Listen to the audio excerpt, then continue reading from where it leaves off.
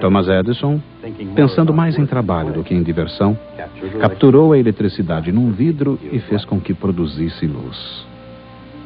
Essa proliferação de lâmpadas de neon provavelmente não chegou a ser imaginada por George Claude, o físico francês que desenvolveu uma luz neon prática em 1909.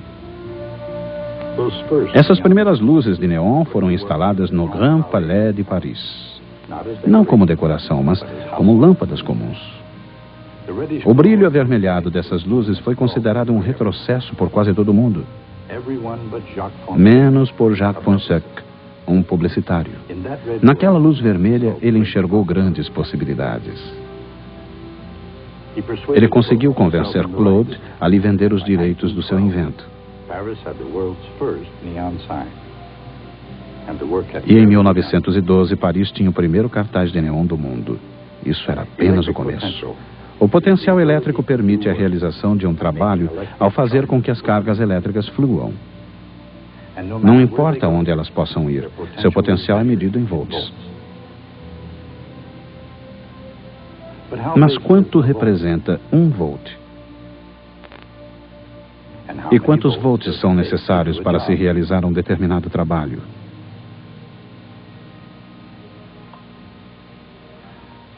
Uma pilha de lanterna tem 1,5 volt.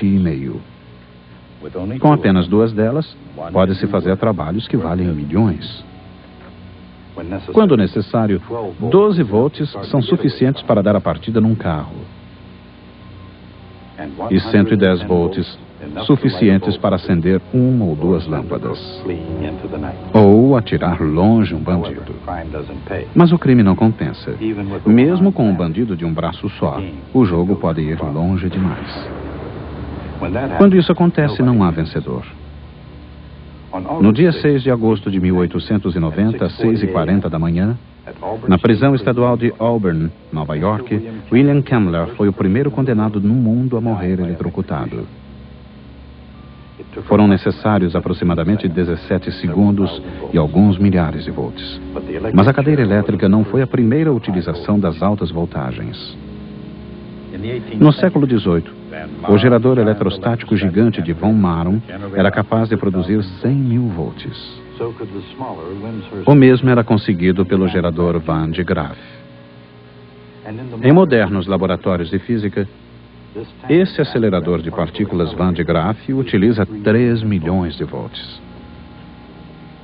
Mas as altas voltagens não estão confinadas a exóticos laboratórios.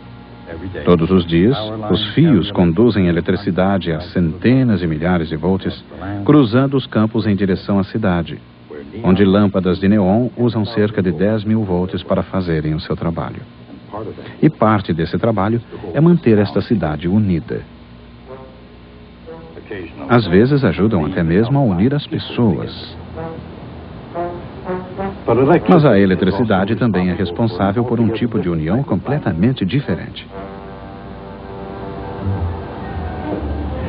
O próprio átomo, o tijolo básico de tudo que vemos, sentimos ou cheiramos, é mantido unido pela força da eletricidade. E esses vínculos entre os elétrons e o átomo possuem uma voltagem bem definida. Essa voltagem mantém o mundo unido. Mas qual é a voltagem do átomo propriamente dito? Em cada átomo, a força elétrica une elétrons com carga negativa a um núcleo positivo. O núcleo é tão pequeno que pode ser confundido com uma carga positiva pontiforme, muito embora consista realmente de nêutrons de carga neutra e prótons de carga positiva.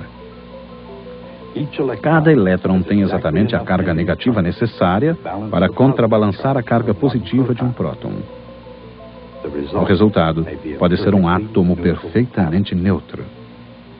Essa imagem, ou qualquer imagem de um átomo, é apenas um modelo. Mas como um modelo, é um guia para os fatos. E um desses fatos, de grande importância, é que a distância do núcleo ao elétron mais afastado de qualquer átomo corresponde sempre a 1 angstrom, o equivalente a 100 milionésimos de centímetros. Do ponto de vista desse elétron mais afastado, os outros elétrons virtualmente contrabalançam a carga elétrica de todos os prótons no núcleo, com exceção de um só. Assim, o elétron mais afastado percebe de forma sensível o campo elétrico e o potencial elétrico decorrente de um só próton, a uma distância de cerca de 1 angstrom.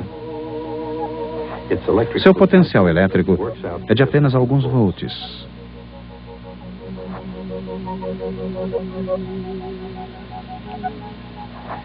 E como sua carga é negativa, o mesmo acontece com a sua energia potencial, convenientemente medida em unidades chamadas electronvolts. Esses poucos electronvolts, menos uma pequena quantidade de energia cinética, é o que precisa ser vencido para separar um elétron de um átomo. Mais ou menos o mesmo é necessário para remover um elétron de uma molécula ou de um pedaço de metal sólido. Muito menos é necessário para arrancar dólares dos turistas de Las Vegas. A atração do jogador pelo dinheiro é grande, mas o vínculo entre o dólar e o jogador é muito frágil. Alguns dos outros laços aqui estabelecidos, no entanto, são de natureza mais duradoura. Pelo menos em alguns casos, eles são muito fortes. Mas quando alguns volts unem um elétron a um átomo, qual a intensidade desse vínculo? Como um gerador Van de Graaff é capaz de gerar até 100 mil volts, essa máquina deveria ser capaz de ionizar toda e qualquer partícula de matéria à vista. Mas não é isso que acontece. Às vezes, a voltagem sozinha não é suficiente. De fato, se um átomo e um Van Graaff disputam um cabo de guerra por um elétron, o átomo é sempre o vencedor, pois o cabo de guerra é uma questão de força, não de voltagem. Em outras palavras, o que importa é a derivada da energia potencial, e não apenas o valor da energia potencial.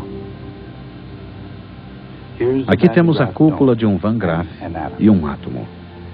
Os dois disputam um elétron que pode estar ligado ao Van de Graaff por dezenas de milhares de volts.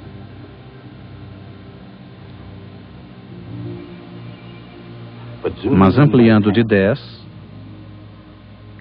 100, 1000 vezes, observamos que a energia potencial do elétron devido ao átomo é muito menor, mas cresce de maneira mais rápida. De fato, a escala horizontal precisa ser aumentada 10, 100, 1000, 10.000, 100.000 vezes apenas para se poder ver seu declive. A força do átomo é 100.000 vezes maior do que o do Van de Graaff, e isso não é uma disputa. Não se pode considerar uma disputa quando a casa determina as probabilidades. É por isso que os jogadores espertos preferem deixar muito pouco por conta da sorte. Benjamin Franklin foi um deles. Ele chegou mesmo a descobrir uma maneira de eliminar alguns dos riscos das tempestades. De fato, sua invenção do para-raio salvou igrejas, celeiros e casas de completas destruições. De onde vem a luz do raio?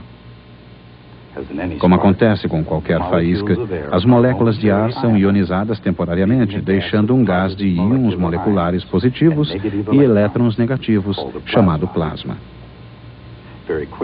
Muito rapidamente, a força elétrica entre íons e elétrons faz com que se recombinem em matéria neutra, deixando escapar o excesso de energia na forma de luz. Mas o raio pode ser domado. Num tubo de neon, por exemplo, o mesmo processo pode ser atenuado para produzir uma luz contínua. Mas o campo elétrico numa lâmpada de neon, ou numa máquina Van de Graaff, ou até mesmo numa nuvem de tempestade, não é capaz de ionizar a matéria. Como então é capaz de fazer as faíscas voarem? A resposta é que elas realmente ionizam o ar, mas não diretamente num cabo de guerra.